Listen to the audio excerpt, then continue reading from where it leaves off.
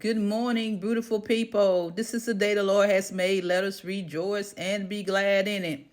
What we're going to talk about today is, for instance, many times we've been praying and interceding and been asking God for certain things to happen in our lives, and what provisions has we made for those particular things to happen in our life. For instance, say you got an old car in the garage and you're wanting a new car.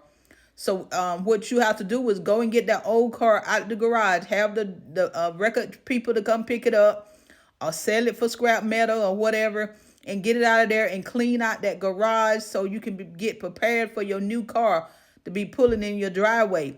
You don't have the car yet, but you believe in God for that car, so you're already making preparations to receive your new car by cleaning out the old space so you have room for it when God does give it to you. You got room for it to store it, not to store it, but to use it for the same thing. So if you got, I want everybody to write down 5 prayers that you've been praying to God each and every day, 5 prayers that you want God to answer. And then after you write them down, then write down beside it, what provisions have you made for that particular thing to begin to manifest in your life?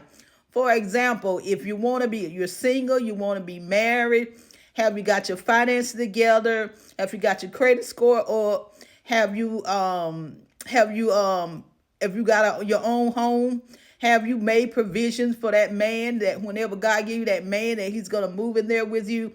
Have you provided, have way made so he can have room to put his clothes?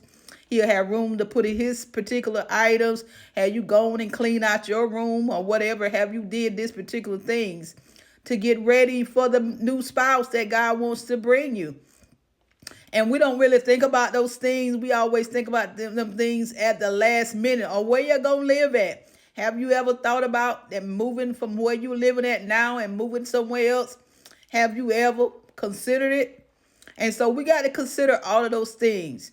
And so five things. Think of 5 things that you want God to do for you this year in 2025. And when you write those 5 things, right beside that, each one of those things, write what provision have you made toward that particular thing to begin to manifest in your life. Because when God began to manifest it, that ain't the time to get ready. You need to be prepared beforehand to be ready for whatever God's getting ready to release in your life. So, for example, you want God to bless your finances. So are you a tither? And not only that, when you get ready to marry, he's a tither. Because if 2 systems fighting against each